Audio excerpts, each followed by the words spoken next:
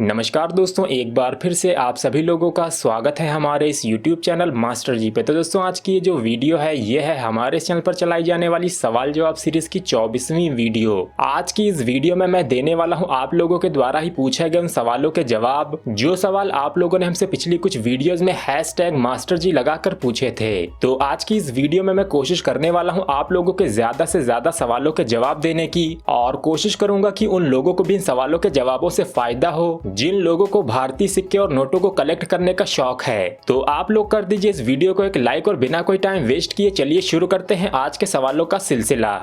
तो आज की इस वीडियो का जो सबसे पहला सवाल है वो हमसे किया है अखिल किंग ने। ये लिखते हैं, सर मेरे पास 1 रुपी रेन फेड फार्मिंग का कॉइन है 1988 का। ये कॉइन नोएडा मिंट का है, क्या ये रेयर है? तो अखिल जी, ये जो 1 रुपए का 1988 का कमेमोरेटिव कॉइन था, ये 1 रुपए का 6 ग्राम का कॉपर निकल का सिक्का उस समय बनाया गया था सिर्फ बॉम्बे और कैलकाटा के मिंटों से। नोएडा मिंट का ऐसा कोई भी सिक्का चलन में नहीं आया था। और अगर बात करें इस तरह के बॉम्बे और कैलकाटा मिंट के सिक्कों की कीमत की, तो इनकी कीमत फाइन कंडीशन में शुरू होती है तकरीबन 5 रुपए से, जो कि यूएनसी कंडीशन में जाती है तकरीबन 50 रुपए तक।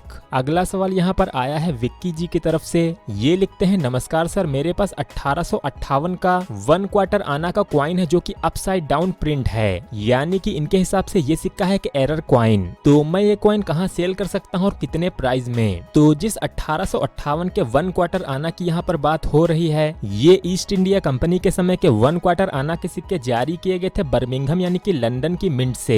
इन सिक्कों का जो ओरिएंटेशन है वो है क्वाइन अलाइनमेंट, यानी कि जब आप इन सिक्कों को पलटते हैं तो ये सिक्का आपको 6 o'clock पे रोटेशन होता हुआ नजर आता है। हालांकि उस समय के इन सिक्कों में ये कोई एरर नहीं था, क्योंकि इनको बनाया ही इस तरह से गया था। हालांकि इनसे पहले और इनके बाद आए 1 क्वार्टर आना के सिक्कों में ये चीज देखने को नहीं मिलती है, यानी कि उन सिक्कों का ओरिएंटेशन था मेडल अलाइनमेंट, जिसमें सिक्के के पीछे के भाग को उसी डायरेक्शन में छापा जाता है जिस डायरेक्शन में उसके सामने का भाग होता है, जैसा कि आज के सिक्कों में भी आप लोग देखते हैं। मगर 1 क्वार्टर आना के इन 1857 और 1858 के सिक्कों में ये बिल्कुल उल्टा था। और अगर बात करें इस तरह के 1858 के 1 क्वार्टर आना के सिक्कों की कीमत की, तो इस तरह के सिक्कों की फाइन कंडीशन में कीमत शुरू होती है तकरीबन 100 रुपए के आसपास। लेकिन अगर यही सिक्का आपको मिल जाता है यूएनसी कंडीशन में, तो ऐसी कंडीशन में इसकी कीमत तकरीबन 1500 रुपए से 2000 रुपए तक भी जा सकती है। और अगर कंडीशन यूएनसी या एक्स्ट्रा फाइन है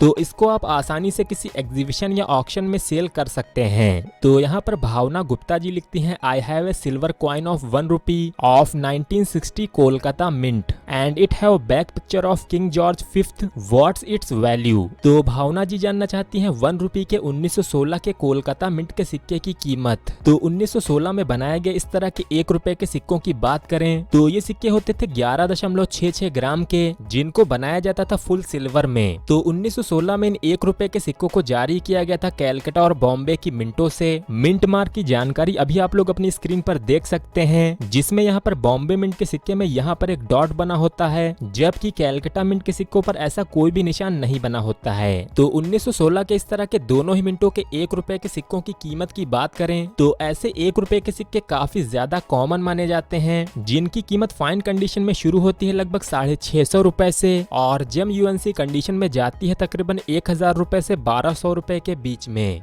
तो यहाँ पर आनंद कोनकर जी लिखते हैं, I want to know the price of 20 rupee star note prefix 01F L inset governor Urjit R Patel year 2017, यानी कि ये जानना चाहते हैं 20 रुपए के स्टार नोट की कीमत जो कि 2017 में बना था। तो उर्जित आर पटेल जी के सिग्नेचर वाला ये 20 रुपए का स्टार नोट, जिसका ईयर था 2017, इंसेट था L और प्रीफिक्स था 01F, ये एक 20 रुपए का कॉमन स्टार नोट है, जिसकी आज के समय में कीमत चल रही है तकरीबन 30 रुपए से 50 रुपए के बीच में। तो यहाँ पर अगला सवाल सेलेक्ट होकर आया है MU अनीश पटेल जी का। ये लिखते हैं, मैं अनीश पटेल इंदौर से, बहुत अच्छी जानकारी मिलती है आपकी वीडियो से। मैं ये सवाल दूसरी बार पूछ रहा हूँ, प्लीज जवाब जरूर देना। मेरे पास 10 रुपए का एक कॉइन है 10 लाइन वाला, जिसमें 7 o'clock का रोटेशन एरर है और मिंटिंग ईयर और मिंट मार्क भी नहीं है। इसकी वैल्यू बताएं तो इनके बताए गए 10 रुपए के कॉइन में 2 एरर्स देखने को मिल रहे हैं। जहां पर पहले तो इन्होंने बताया है कि ये सिक्का रोटेट हो रहा है 7 o'clock पे, यानी कि इनके कॉइन में है रोटेशन एरर। साथ ही इसमें वीक स्ट्राइक एरर भी शामिल है, यानी कि जैसा कि इन्होंने आगे लिखा है कि इसका मिंटिंग ईयर और मिंट मार्क भी नहीं दिख रहा है। तो वीक स्ट्राइक वाले ऐसे सिक्के ज्यादा कीमती तो नहीं होते हैं, लेकिन इसमें जो मेन एरर है वो है इसका रोटेशन एरर, जिनकी कीमतें तकरीबन 200 रुपए से 500 रुपए तक जा सकती हैं। और इसमें वीक स्ट्राइक एरर भी होने की वजह से कीमत तकरीबन 50 रुपए और एक्स्ट्रा मिल सकती है। तो आप सभी लोग भी जो इस वीडियो को देख रहे हैं, आप भी अपने पास आए इस तरह के नॉर्मल सर्कुलेशन के सिक्कों में उनको इस तरह से पलट कर जरूर देख लिया कीजिए, क्योंकि इस तरह के रोटेशन एरर वाले कॉइन्स पर ज्यादा लोगों का ध्यान नहीं जाता है और ऐसे एरर वाले सिक्के आपको अच्छी कीमतें भी दिला सकते हैं। तो अगला सवाल यहाँ पर आया है इंडिया आइकॉन की तरफ से। ये लिखते हैं, सर जी नमस्कार, मेरा नाम है रामजी लाल यादव, सीकर राजस्थान से हूँ। आपके हर वीडियो में देखता हूँ और अच्छी अच्छी इंफॉर्मेशन भी मिल रही है और मैं कलेक्शन भी कर रहा हूँ। मेरा एक सवाल है, आप आंसर जरूर दीजिएगा। आगे ये लिखते हैं, 1 क्वार्टर आना copper metal year 1830 east India company value please. तो यहाँ पर ये जिस 1830 के 1 क्वार्टर आना के सिक्के की बात कर रहे हैं, ये सिक्का था ईस्ट इंडिया कंपनी के समय का बॉम्बे प्रेसिडेंसी का सिक्का। यानी कि जैसा कि आप लोगों को पता होगा कि 1835 के पहले के सिक्के जारी होते थे प्रेसिडेंसी से। और अगर आपको ये बात पहले से नहीं पता थी तो मैं आप लोगों को बता दूं कि 1835 के पहले के ईस्ट इंडिया कंपनी के सिक्के जारी होते थे 3 अलग अलग प्रेसिडेंसी से। ये प्रेसिडेंसी थी बॉम्बे प्रेसिडेंसी, बंगाल प्रेसिडेंसी और मद्रास प्रेसिडेंसी। और यहाँ पर जिस 1830 के 1 क्वार्टर आना के सिक्के की बात हो रही है वो है बॉम्बे प्रेसिडेंसी का सिक्का।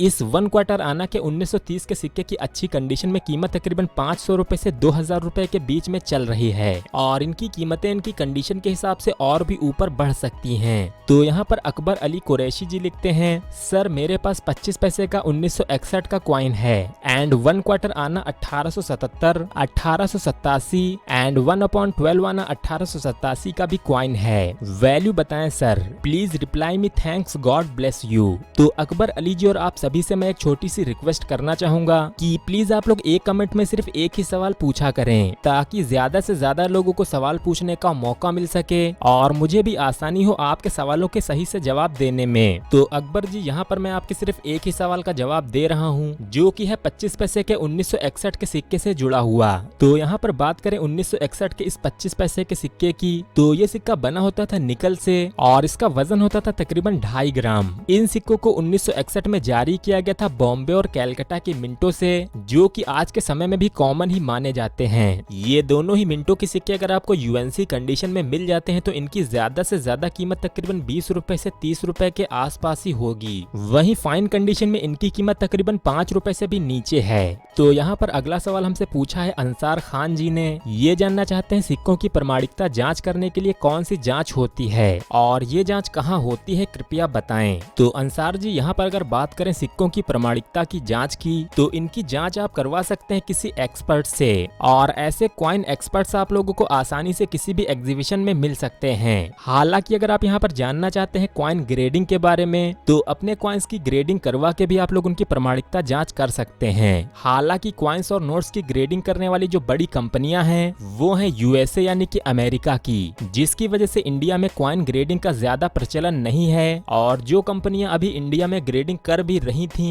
वो भी अभी लॉकडाउन और कुछ और भी कारणों से अभी बंद ही चल रही हैं। लेकिन फ्यूचर में ऐसा मुमकिन है कि आपके सिक्के भी इंडिया में ही ग्रेड हो जाएं। तो जब भी सिक्के और नोटों की ग्रेडिंग इंडिया में शुरू होगी, मैं इसकी पूरी जानकारी आप लोगों को अलग से वीडियो बना के दे दूंगा। तो यहाँ पर ताज बाबा जी लिखते हैं, सर जी नमस्ते, मैं अपने ओल्ड कॉइन्स और नोट्स को कहाँ पर बेचूं? यूट्यूब में दिखाए जा रहे वीडियोस में करेक्ट जानकारी नहीं दे रहे हैं और फ्रॉड्स भी हो रहे हैं, मगर आप अपनी वीडियो में सच्ची जानकारी दे रहे हैं। Thank you for giving good guidance for all the people in our India, so please give the answer in next video, thank you sir. तो जैसा कि ये जानना चाहते हैं कि ये अपने पुराने सिक्के और नोटों को कहाँ बेचें और आगे इन्होंने बताया भी है कि यूट्यूब के जरिए काफी ज्यादा फ्रॉड्स भी हो रहे हैं। तो मैं यहाँ पर आप लोगों से हर बार यही बात बोलता हूँ कि सिक्के और नोटों को बेचने के आसान और सेफ तरीके हैं ऑफलाइन तरीके, और इन ऑफलाइन तरीकों में आती हैं कॉइन एग्जीबिशंस और ऑक्शंस, जहाँ पर आप खुद जाकर अपने सिक्के और नोटों को बेच सकते हैं। हालांकि ये करने से पहले भी आप लोगों को अपने सिक्के और नोटों की सही जानकारी होनी चाहिए,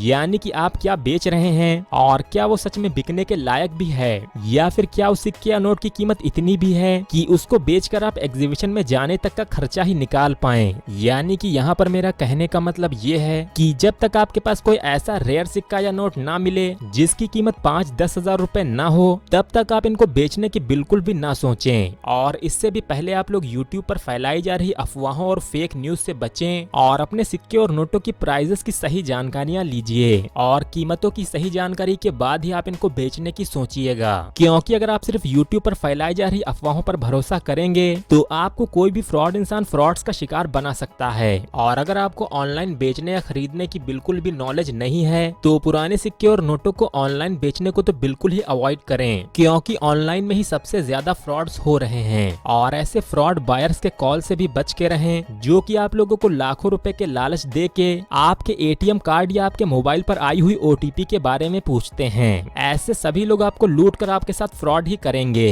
तो पुराने सिक्के और नोटों को बेचने के नाम पर आप कभी भी किसी को एक भी पैसा मत दीजिएगा और ना ही कभी किसी के साथ अपनी बैंक डिटेल्स या एटीएम कार्ड से जुड़ी हुई कोई भी जानकारी या आपके मोबाइल पर आई हुई ओटीपी किसी के साथ भी शेयर मत कीजिएगा। तो अगला जो कमेंट आया है वो है प्रीत बावा जी की तरफ से। ये लिखते हैं, सर आपने मेरे सवाल का जवाब नहीं दिया। मैं जानना चाहता हूँ कि सी रंगराजन जी के कार्यकाल में 10 रुपए के शालीमार गार्डन वाले नोटों के बाद गांधी सीरीज के नोट आए थे, उनकी क्या वैल्यू चल रही है सर, प्लीज बताना। तो ये जानना चाहते हैं गांधी सीरीज के सी रंगराजन जी के सिग्नेचर वाले पहले नोटों की कीमत के बारे में। तो यहाँ पर मैं आप लोगों को बताना चाहूंगा कि 10 रुपए के इस तरह के सी रंगराजन जी के साइन वाले 2 अलग अलग सीरीज के नोट आए थे। पहले थे ये शालीमार गार्डन वाले नोट और सी रंगराजन जी के कार्यकाल में ही 10 रुपए के इस तरह के महात्मा गांधी सीरीज के नोट भी आए थे, जो कि इस गांधी सीरीज के 10 रुपए के पहले नोट भी थे। तो सी रंगराजन जी के कार्यकाल में इस तरह के 10 रुपए के आए हुए कोई भी नोट रेयर नहीं है और इनकी कीमतें चल रही है लगभग 12 रुपए से 25 रुपए के बीच में। हालांकि नोटों का सीरियल नंबर फैंसी होने पर इनकी कीमतें ऊपर जा सकती हैं। अगला सवाल किया है राजेश गडालिया जी ने। ये लिखते हैं, नमस्ते, मैं राजेश गडालिया गुजरात पेठापुर से हूँ। मेरे पास 5 रुपए का ONGC का कॉपर निकल का UNC कंडीशन का 1 कॉइन है, इसकी वैल्यू क्या है? तो 5 रुपए के ONGC की थीम पर जारी किए गए इस तरह के सिक्कों की बात करें तो इस तरह के जो सिक्के कॉमन सर्कुलेशन में आए थे वो थे सिर्फ फेरेटिक स्टेनलेस स्टील के सिक्के। हालांकि राजेश जी यहाँ पर लिखते हैं कि उनका सिक्का है कॉपर निकल का, तो इसका मतलब ये होगा कि आपका ये सिक्का होगा UNC सेट से निकला हुआ, क्योंकि इस तरह के कॉपर निकल के सिक्के सिर्फ प्रूफ और UNC सेट्स के साथ ही आए थे और इस थीम के कॉपर निकल के सिक्कों को आम चलन में लाया ही नहीं गया था। तो अगर आपको कोई ये 5 रुपए का कॉपर निकल का सिक्का UNC या प्रूफ सेट से तोड़कर देगा तो उसकी कीमत तकरीबन 1500 रुपए से 2500 रुपए के बीच में होगी और इस तरह के 2 सिक्कों वाले UNC और प्रूफ सेट्स की कीमत तकरीबन 3500 रुपए से 4500 रुपए के बीच में चल रही है। और इन सेट्स में एक 5 रुपए का कॉपर निकल का सिक्का और 50 रुपए का हाफ सिल्वर का सिक्का होता है। तो अगला सवाल यहाँ पर आया है निधि जैन जी की तरफ से। इन्होंने लिखा है, मैं ये सवाल 5 से 6 बार पूछ चुकी हूँ, प्लीज इस बार आंसर जरूर देना। मेरा सवाल ये है कि 5 रुपए के बिमल जलान के सिग्नेचर में मेरे पास है 786 सीरियल नंबर का नोट, इसकी कीमत आज के समय में क्या होगी? तो बात करें 5 रुपए के बिमल जलान के सिग्नेचर वाले नोटों की, तो बिमल जलान जी के सिग्नेचर वाले इस तरह के 2 अलग अलग नोट्स आते हैं। पहले 5 रुपए के नोट थे इस तरह के अशोक स्तंभ सीरीज के, वहीं दूसरे नोट थे इस तरह के गांधी सीरीज के ट्रैक्टर इशू वाले नोट। लेकिन कॉमन सीरियल नंबर में ये दोनों ही तरह के नोट कॉमन हैं। कीमत है तकरीबन 6 रुपए से 10 रुपए के बीच में। हालांकि यहाँ पर निधि जैन जी ने लिखा है कि उनका नोट है 786 सीरियल नंबर वाला।